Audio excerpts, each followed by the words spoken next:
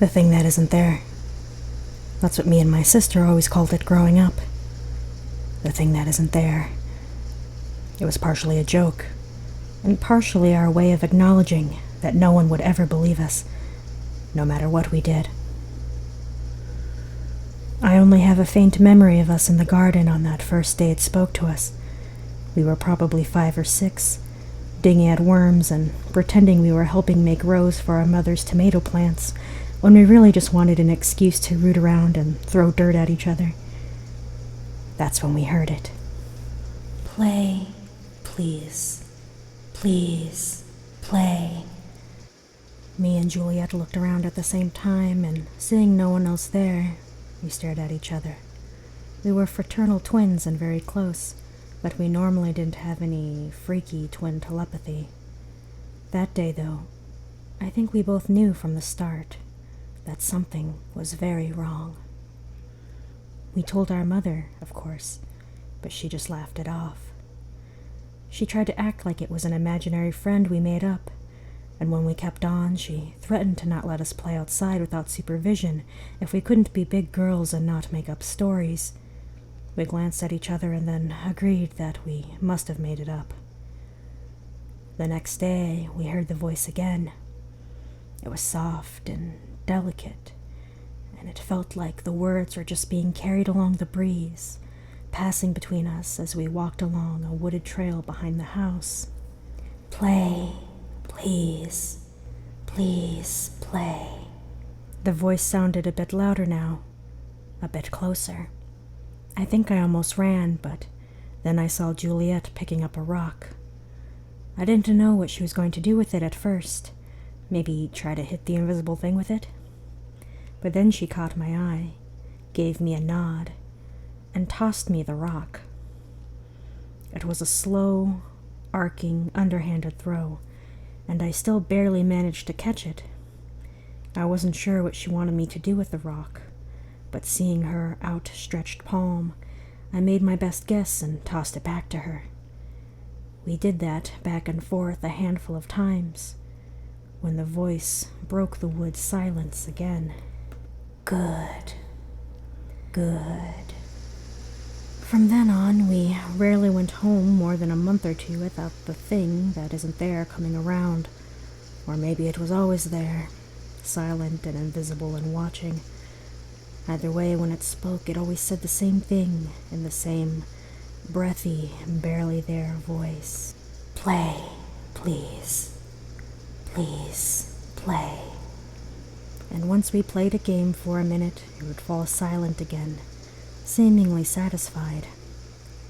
Over the years, we tried to convince our parents from time to time, or make our friends understand. Everyone always thought it was a weird joke or that we were just lying. The couple of times we really got upset about it, our parents would humor us for a short time, but it always ended up with them patronizing us and giving us restrictions for a while in the name of helping us to settle down. What it actually did teach us is that no one was going to believe us, and that all we had was each other. That being said, for the most part, it wasn't that big of a deal. We got used to the thing being around, strange as that may seem, and it never tried to hurt us or anything. Okay, that last part isn't exactly true, I guess. When we were 14, we went through a period where we decided we weren't putting up with it anymore.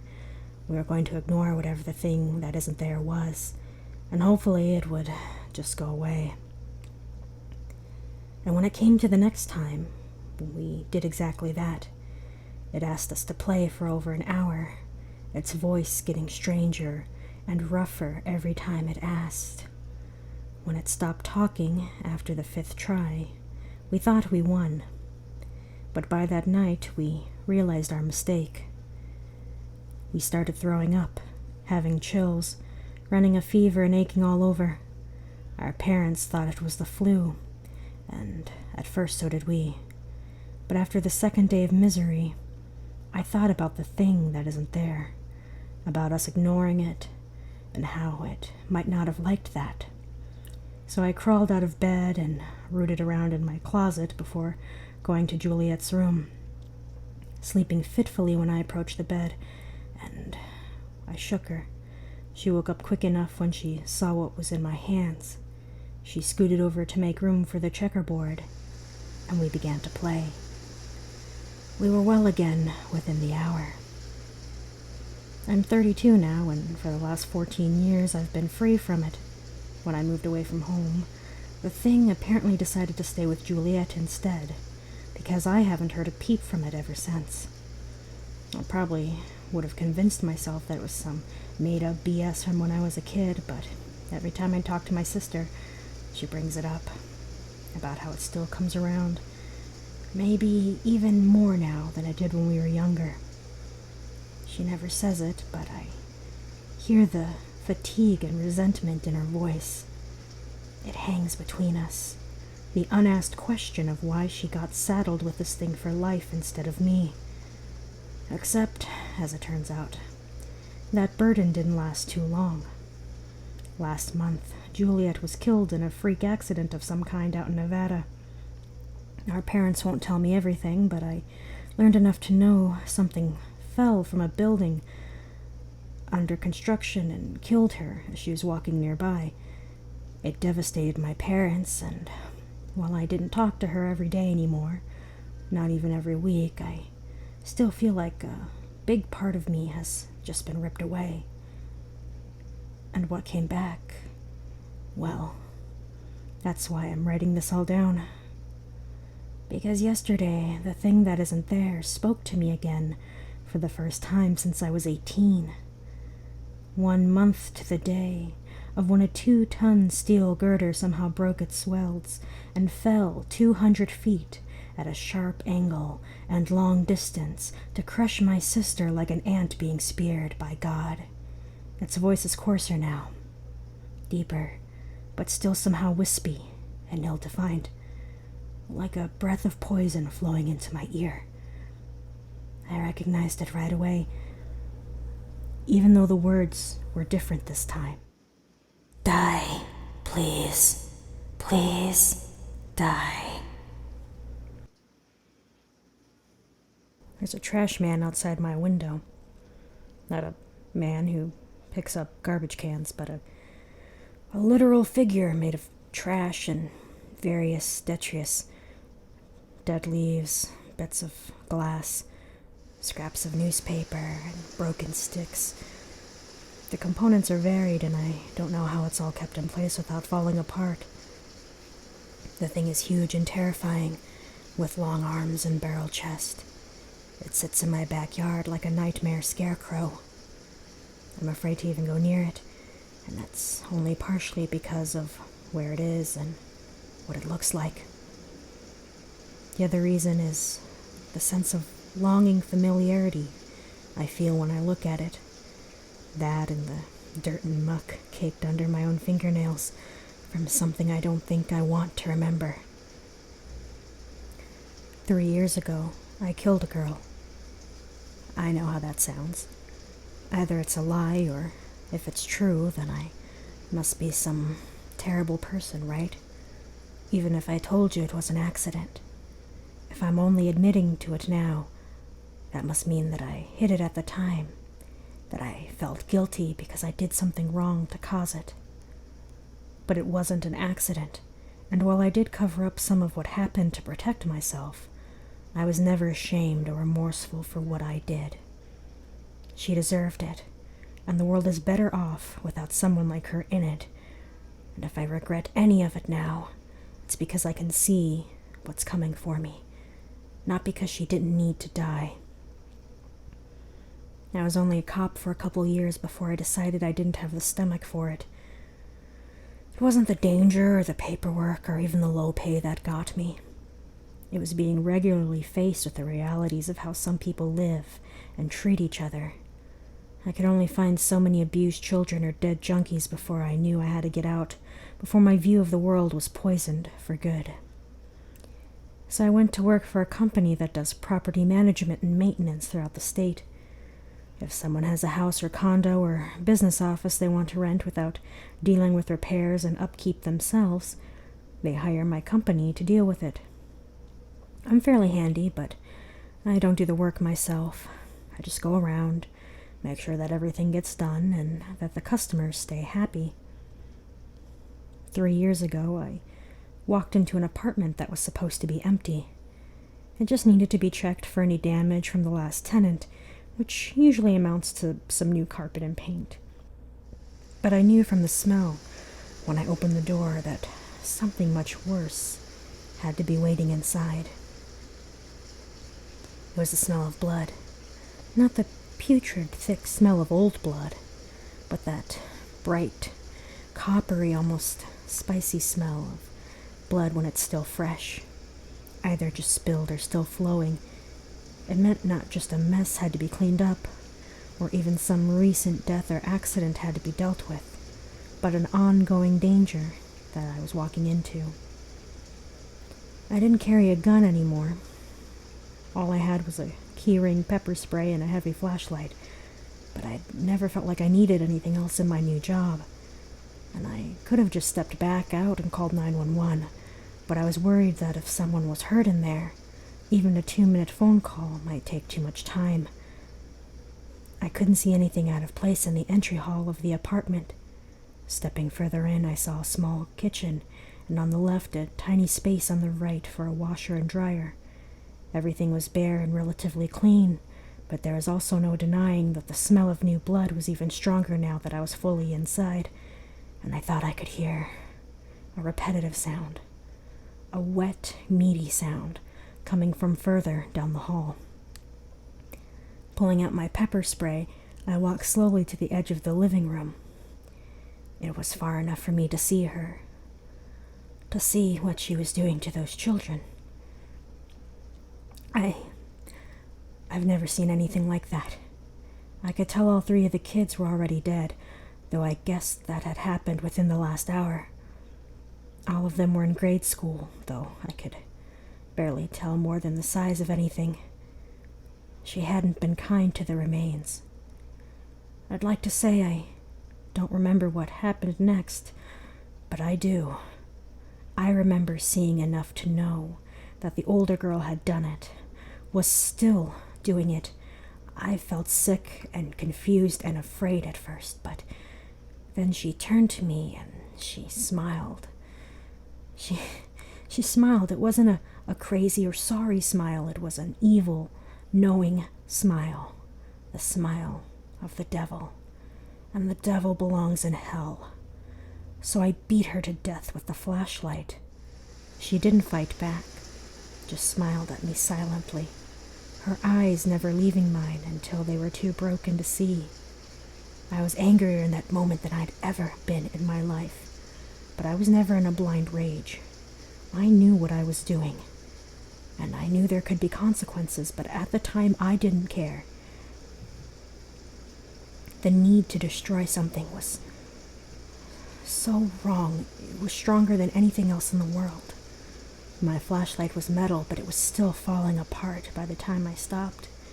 The only sound was my heavy breathing, and I thought the girl's already gone, but then she sat back up with a rattling gasp, using her last breath to push out a few words before falling out over dead. It must go on. Frightened, I hit her again, and then a second time to be sure. I was shaken now, but I kept my cool well enough to cover my tracks. Not saying I did it perfect, but no one pushed too hard on my version of finding all 4 of them dead.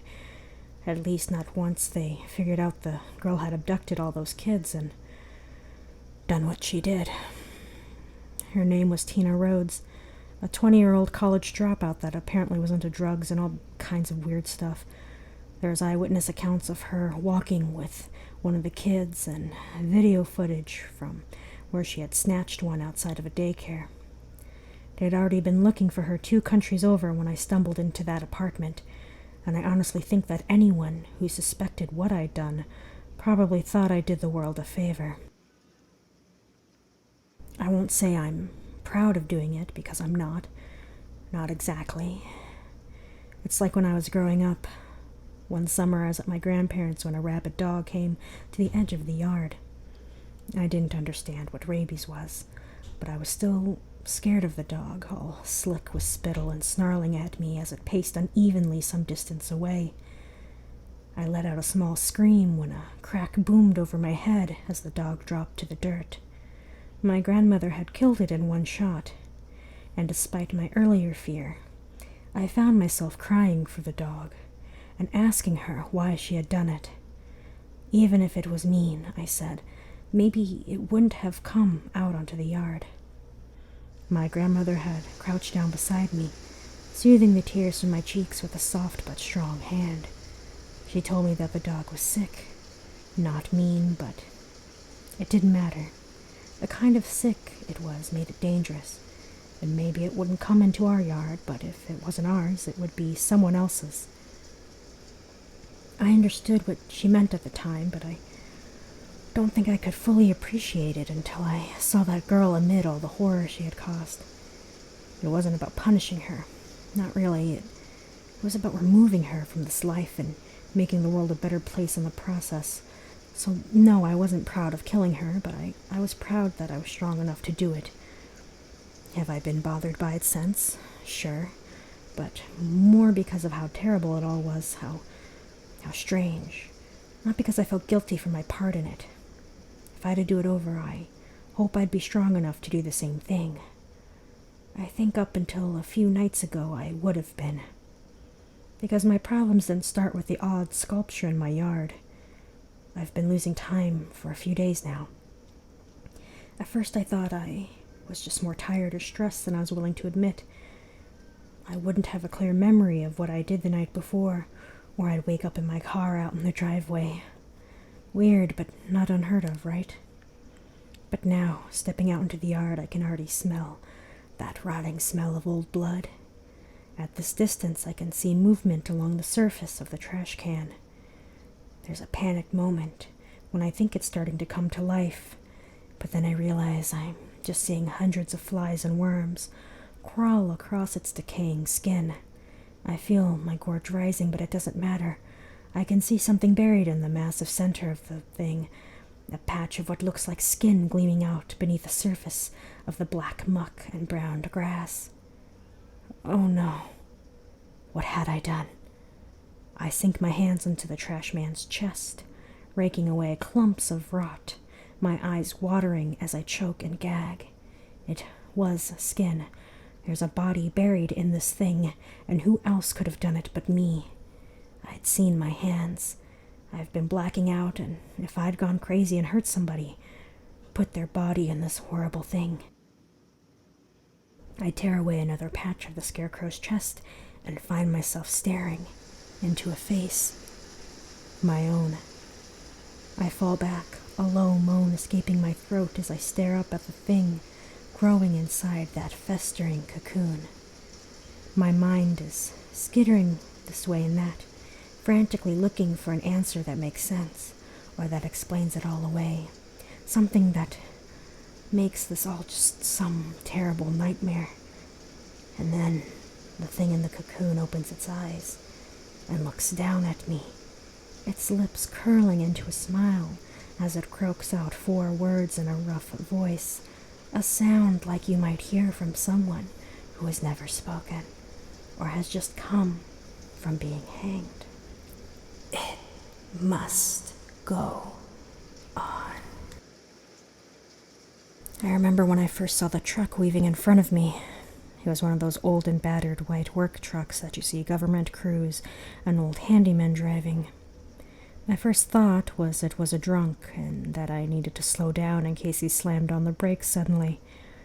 Then I was watching as the truck lurched violently to the right and tumbled down the embankment to the creek 15 feet below. I stopped and got out, and while my brain was still buzzing with adrenaline and surprise, I slid down the hill and yanked open the driver's side door. The man inside was in his 50s, and from the angle of his head, I thought his neck was probably broken. I couldn't tell if he was alive, and I knew better than to move him, but I was also starting to realize I needed to call 911. There was a colored piece of paper laying on the man's leg, and thinking it might have information I could give the hospital or police, I plucked it while dialing the number. It was a work order. It said that Salvador Petty, I guess this guy, had serviced the pool filter at some house in the country. I told 911 dispatcher where we were and what I thought the guy's name might be. He told me to go wait up by my car until emergency services arrived. Ending the call, I glanced up to find the man staring at me, his lips working soundlessly as he tried to say something, or maybe cry out in pain. I told him to stay still and quiet, that help was on the way.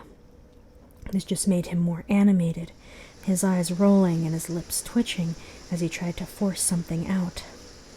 Finally, I heard him speak, though it sounded more like a gasp of trapped air than a human voice. "It won't stop growing." The eyes man fluttered back and closed, and I decided to take 911's advice and wait by my car for the authorities to arrive. When they did, the EMT thanked me for waiting, but said they'd take it from here. So I left. By the next day, I rarely thought about the accident, and it wasn't until cleaning up my car the following weekend that I found the work order tucked between my seat and the console. Holding that pink slip of paper brought it all back to me, and I found myself wanting to find out what had happened to the poor guy. I called the local hospital, but they said they couldn't disclose any information about patients. I even talked to my brother-in-law at the sheriff's department, but he hadn't heard anything about the accident at all. Finally, feeling a bit foolish, I called the work number on the paper. After the fourth ring, a voicemail message picked up and an older-sounding man said to leave a message at the beep with your name, number, and address, as well as what work you needed done. I tried to picture that voice coming from the gasping man trapped in the truck, and I found it wasn't hard. So I left a message asking for him or someone to call me back, that I was the guy who saw his accident a few days earlier, and I wanted to see how he was doing. 2 more weeks passed with no word. Not only hadn't I forgotten about it again, but it had become a preoccupation. It got to the point that I would check my phone a couple times an hour to see if I'd missed a call. I didn't understand my need to know what happened to him, but that didn't change how compelling it had become. By the end of the second week, I was searching for a phone number connected to the address where the guy had worked on the pool filter. It was a long shot, but the people there used him regularly. Maybe they had heard something about what had happened. There was no number, but I still had the address. And that Saturday I found myself driving across the county to a massive house tucked deep into the woods. I almost stopped and went back home several times, but it never quite happened. Every time I went to turn around, I kept telling myself that it was a fun random adventure on a boring Saturday, that it was me being a good Samaritan, or at the very least I could put the final nail in the coffin of my bizarre curiosity. There were no signs of people outside the house, and when I knocked on the door, no one answered. I felt a flutter of nervousness as I went around looking for a side or back door to knock at. It was getting dark, and I was a stranger, lurking around in the backyard like I wanted to get shot. But just one last try, and oh, there was the pool. I hadn't thought about the pool when I first arrived, and even when I went around to the back of the property, it hadn't occurred to me right away.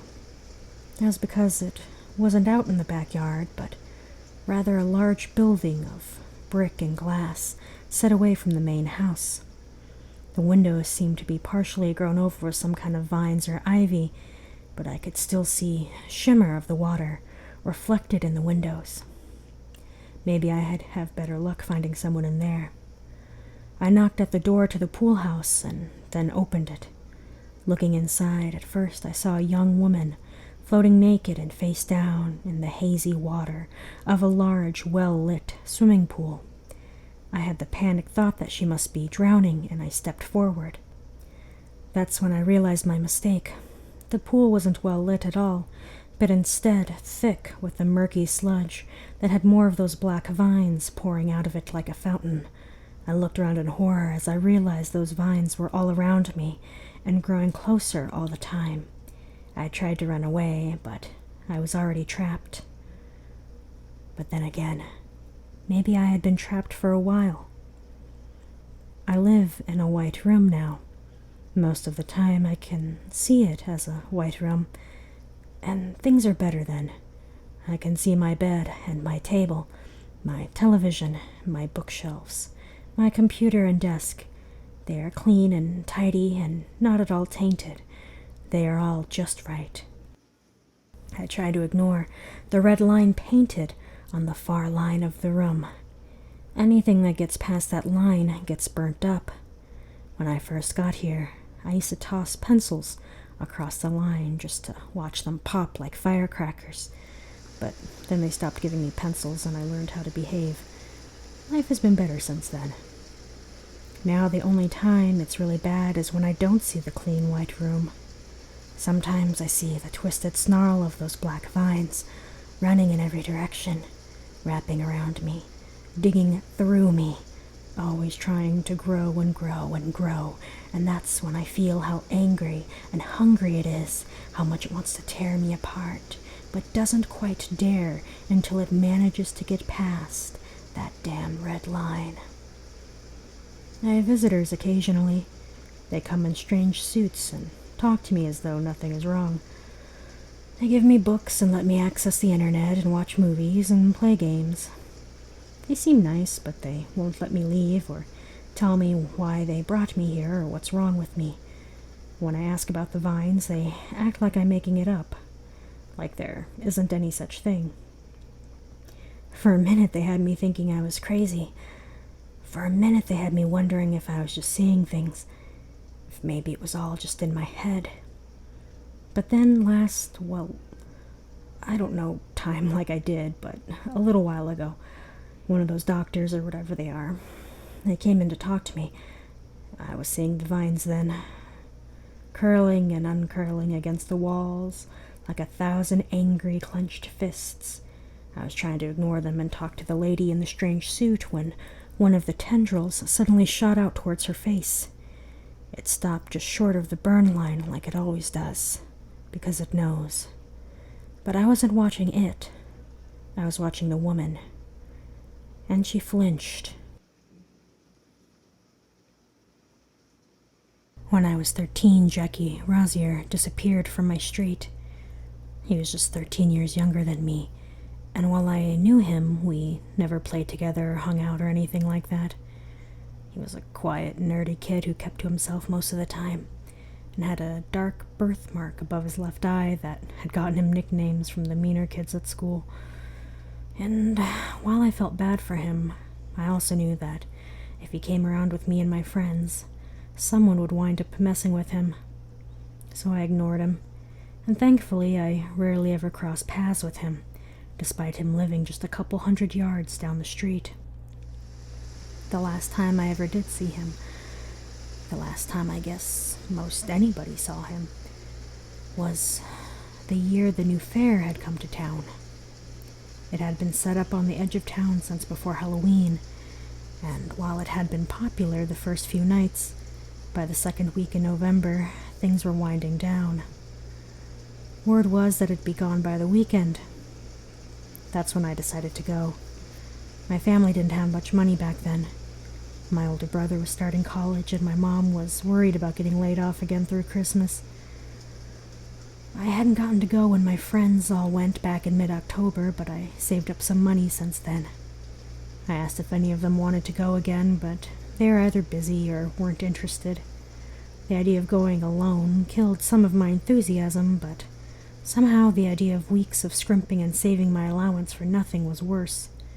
So I went. The fare was decent, but not great. There were no lines for most of the rides, but they were already starting to break down 2 of the big ones, and most of the others were either very short for 2 tickets or too jerky to be fun.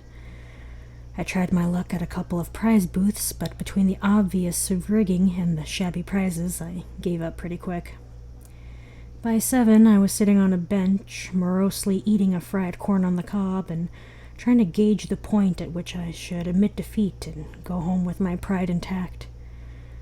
It was as I looked around and weighed my options that I noticed a small tent at the far end of a nearby row. I couldn't make out the sign from where I was sitting, but something about the tent stood out in a way that the rest of the fair hadn't. It scared me a little, but in a fun way, and while I knew I was bound to be disappointed, I couldn't help but feel excited as I walked down to check it out. The yellow, hand-lettered sign said, "Martin the Mesmerist," and while it and the tent had seen better days, they didn't look run down in the same way everything else did. I didn't think of the word at the time, but it looked authentic, legit, real in some way the other stuff lacked. Real enough, in fact, that it kind of gave me the creeps. I was already rationalizing not checking out the interior of the dark little tent when Jackie walked by me eating a turkey leg. He glanced up at me, gave a silent nod, and then disappeared between the tent flaps. That was all the shame I needed. I couldn't let a kid, much less Jackie Mudface Rosier, show me up. Even if no one would know, I would know. And back then, stuff like that mattered to me. So, I followed him in. The inside of the tent was confusingly bright and large. Tall twin lamps burned in opposite corners of the spacious room, and in the middle a small man in a dark brown suit sat in front of two semicircle rows of folding chairs. Aside from myself and the man, the only person I could see was Jackie, sitting on the front row as he waited patiently for the show to start. I had a pang of concern seeing him there. He looked so small and young. Where were his parents? I knew his father was an alkie, but surely they hadn't just dumped him at the fair by himself. I debated leaving, maybe even going and calling my mom to tell her that Jackie was at the fair alone. But then the man raised his eyes to me and smiled. "Come in, good friend. Come on in and have a seat. We have room to spare, as you can see, and you won't want to miss what's in store." His voice was warm and friendly on the surface, but something about it troubled me all the same, as though something unseen, something nasty might be waiting under the surface of those words, something cold and not friendly at all. Still, I was walking toward the front row. I was sitting down. I didn't understand how or why, but I was. I had a moment of real panic, and then it slipped away as the man began to talk again. It was hard to look away from him, but I managed long enough to glance at Jackie. The kid was wrapped, his turkey leg laying limp on his lap as he stared at the man intently, taking in every word of his story. The man was talking about olden times, about times before cars and movies and science, when people understood things better, respected things more, relied on what they knew in their hearts instead of what they were told. Times when magic wasn't a trick, but a truth, and the truth was the law. I don't remember all of it. My head was swimming as he spoke, and most of what he said made little sense to me. He talked about words having power and places having wills of their own. He talked about things hiding in the clouds and festering deep in the rotten places of the earth.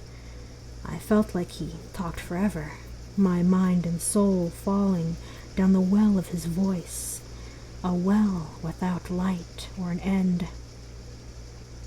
I remember him reaching out and touching my forehead with a cold finger before doing the same to Jackie. I remember him looking between us before grabbing Jackie's hand and writing a word on his pale and greasy palm. He used a red pen or marker, and even now I remember having a second where I was distantly afraid he'd cut Jackie before realizing it was just writing. Just that one word on his crooked hand. Aradat. The next thing I remember, I was sitting on the bench I started from. My head was pounding, and I had a bewildering moment where I thought I was just sick and confused from what I had eaten. Then I remembered the tent, the man, and Jackie. I ran down to where the tent had been, but nothing was there. The stand next door, the place you threw darts to pop balloons, was already closed for the night, and as I looked around, I didn't see anyone at all. I suddenly had the thought that I was trapped here somehow, stuck in this place forever, and forever alone. But no, I was being stupid. It was getting late and the place was just closing for the night, and much like everything else, I needed to be getting home. I started walking back towards the bus stop, my mind still trying to make sense of what I remembered. Had it all been a dream? A side effect from the fried corner hot dog I had eaten earlier? I was tired and I still felt bad, but could I have really just fallen asleep? I froze in my tracks. Down the road ahead of me, just about to turn down a side street, I saw two figures walking together under a streetlight. One was a small man in a brown suit. The other, even from behind, I could tell it was Jackie. My first instinct was to call out, to try to get Jackie away from that strange man, but fear and maybe common sense held my tongue. I wanted to help, but I didn't know if I could stand the idea of that man turning around and looking at me again. So I followed. I trailed behind, moving from shadow to shadow as they walked silently down one street, and then another. My plan was to find out where they were headed and then call my mom from the nearest phone, maybe the cops too. Then I turned the next corner and saw their destination. It was a house, 3 stories tall and black as night. Even with the nearby lights, I could barely make out more than the arches of a pitched roof and the skeletal fingers of railings along a long veranda. I took all of that in before realizing the wrongness of it all. I wasn't especially familiar with that part of town, but I knew it well enough to know there weren't any houses like that around. But more than that, where the house was sitting, it wasn't perched on one of the weedy lawns lighting both sides of the asphalt, or down at the end of the lane. It was sitting in the middle of the street. I could see the road continue on behind it, as though it had been sat down recently by a passing giant or spun into town on a witch-killing twister. It was impossible, but that didn't stop the man and Jackie from climbing the steps and going inside. I didn't follow. Of course I didn't. I was scared and I was doing good to make it to a gas station and call my mom. Half an hour later, I was talking to the police, trying not to sound crazy and failing miserably. The thing was, Jackie really was missing. His parents said they thought he was sick in bed with a fever and had no idea he had left the house, let alone gone across town to the fair. So they listened to me, after a fashion, took down my description of the man, questioned people in the neighborhood, leaned on the fair workers before they could get out of town. But nothing ever came of it, and within a week they stopped asking me anything. After all, how much stock could they put in the word of a kid, especially one that claimed he had seen a ghost house that they couldn't find? I moved away when I got old enough, and only came back to town last year to take a job as an EMT. Most days are good, and I like my job. I've made new friends, and I've reconnected with old ones. I try not to dwell on the bad things in my past, including the night that Jackie disappeared. But 2 days ago, we got a call to respond to a death in the fields. Someone had found a homeless man that apparently was in bad shape and unresponsive, and that meant we had to go check it out.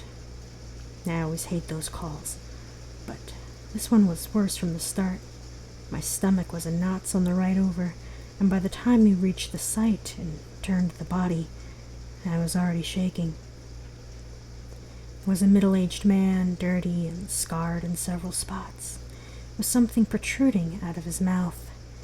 Thinking he had choked on something, I went to try to clear his airway, but it wasn't something in his mouth. It was his mouth. His teeth, they had somehow grown and fused together into a twisted wall of spiky bone that actually poked through his lips and cheeks in several spots. I had no idea how he ate her. What the fuck is wrong with his hands? I looked down to see where my partner Jessica was pointing. The man's hands were fused together at the fingertips, their nails and flesh withering together like a mass of tree roots. It made him look as though he were frozen in some kind of terrible prayer. But my eye had also caught something else, a red mark, a bright crimson scar etched across the man's left palm. I parted the hands as best as I could and had Jessica shine her light onto the mark there. It was a word, a single word, written in raised flesh. Ardat. I stepped back with a gasp and shined light to the man's face. It was buried under the matted hair and dirt, but that red birthmark was still visible above his left eye. I felt vomit rising and barely managed to turn before I started to vomit. When Jessica asked if I was okay, I told her it was just something I'd eaten. I write this because I don't know what else to do. My hope is that by reducing it to words, it will be reduced, that it will stop filling my days and keeping me from sleep. I know some of it is guilt and maybe just regret. A part of me that wonders if I really did enough. But most of it is fear. Fear of the past and of the unknown world I glimpsed that night so long ago. Fear of the horrors Jackie must have endured for so long. And most of all, fear that when Jackie came home, he may not have come alone.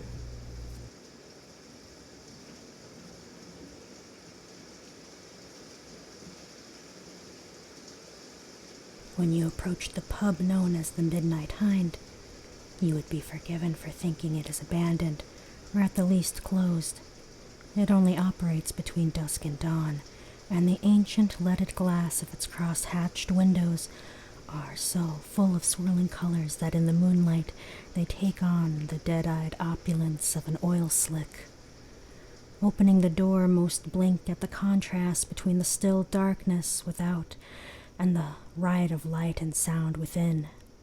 People talking and arguing, playing cards at the corner tables, and gathering around the small stage where an odd little band plays. But none of that was why I had entered the place. I had come to play the bar game.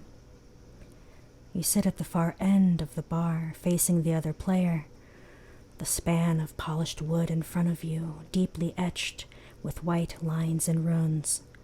Along these carvings, several rows of silver nails have been hammered halfway, and when you're able to slide your hand in, you find that the spaces between the nails fit your fingers just perfectly. Further, regardless of the players, when both have their fingers planted between the silvery rows, their fingertips always lightly touch. Then the game begins. The bartender has a card he or she produces from beneath the bar. On it are 3 questions. What is the best thing you have ever done? You immediately get flooded by not only the best answer of your own heart, but that of your opponent, and it goes beyond mere telepathy. You see all the good and bad consequences of what you both did, things you could never know. This question breaks many people right away. What is the worst thing you have ever done? This is, almost without fail, a different answer than one expects. A buried secret shame. It is what undid my opponent only a moment before I was going to yank my own hand free. The 3rd question was never asked of us, but I saw it on the card. Who are you truly? I shuddered at the words, in part because I saw the look on my opponent's face. I had won, so I kept the memories of my best self, while my worst crimes were wiped away, not just from my memory, but removed wholly from the world. Her penalty for losing was the truth. Not only did she keep a perfect recollection of her worst act and its effects, but she had the last question answered for her. She was evocably shown who she really was, without all the self-delusions and comforting lies. I avoided her eyes as I got up to find a cheerier corner of the pub. The bartender was gentle as he ushered her out of the bar, and while it made me uncomfortable, I understood why she couldn't stay. After all, this was a place of light and laughter, and the damned deserved to walk alone in the dark.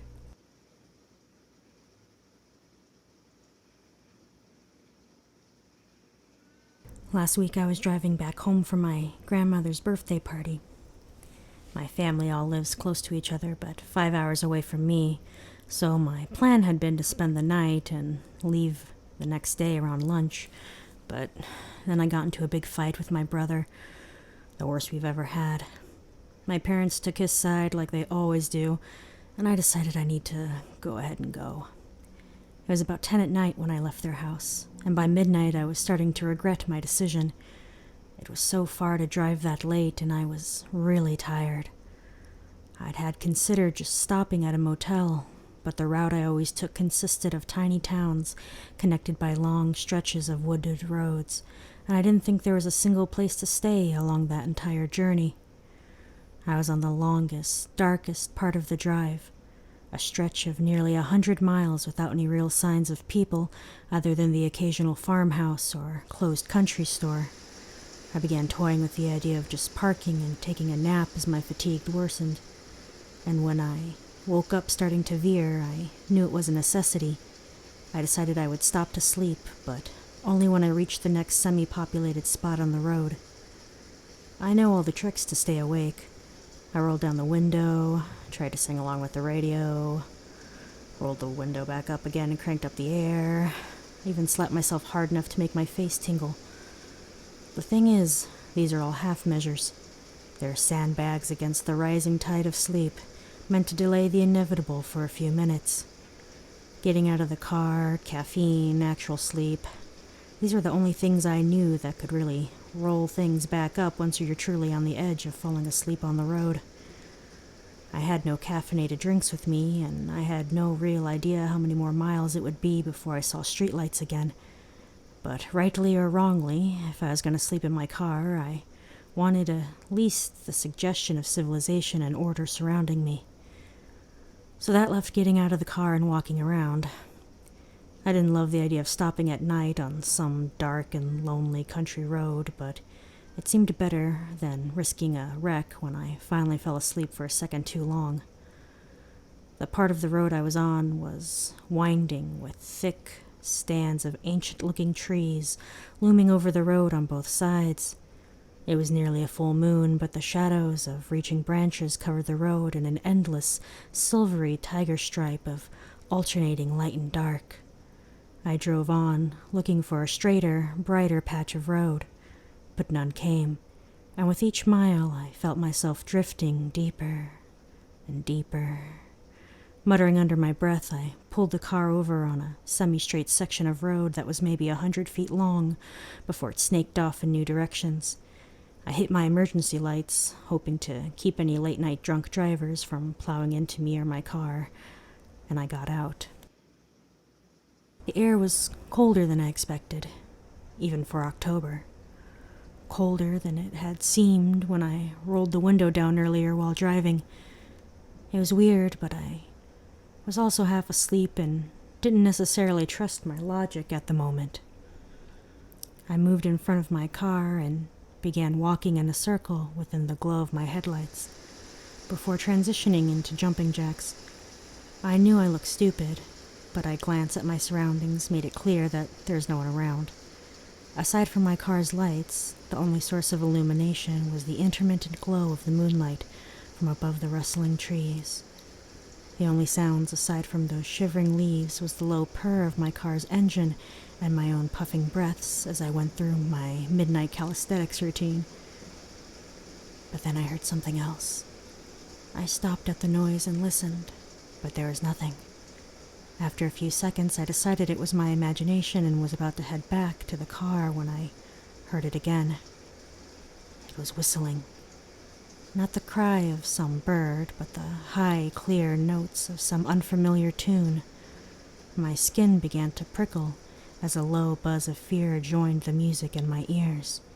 It went on for at least 10 seconds this time before stopping, and it was enough for me to tell it wasn't a recording or some scrap from a distant radio carried on to me by the tide of nighttime air. No. Something was whistling a song in the dark, and they were close. Trying to keep myself from breaking into a panicked run, I went back to my car and pulled on the handle. The door was locked. I had locked it as a precaution when I got out because I had the image of someone sneaking into the back of my seat while I was outside with my back turned. The irony wasn't lost on me now, but my main focus was getting out my key and unlocking the door. I fumbled desperately in my pockets as the whistling started up again for a few moments. Much closer this time.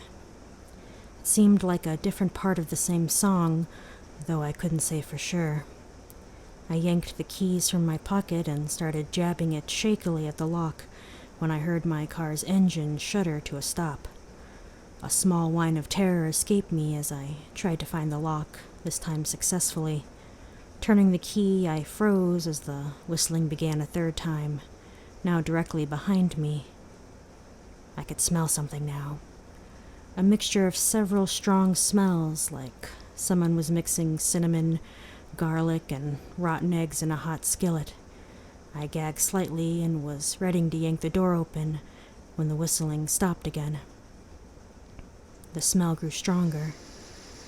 Then I felt a small, burning kiss on the back of my neck. The next few seconds were a panicked blur. I yanked open the door and got in, slamming it shut without daring to look out to see what might be looking in at me. Locking the doors with one hand, I cranked the car with the other. I almost cried with relief when it came back to life immediately. I thought I heard light scratching at my window as I threw the car into drive and sped off into the night.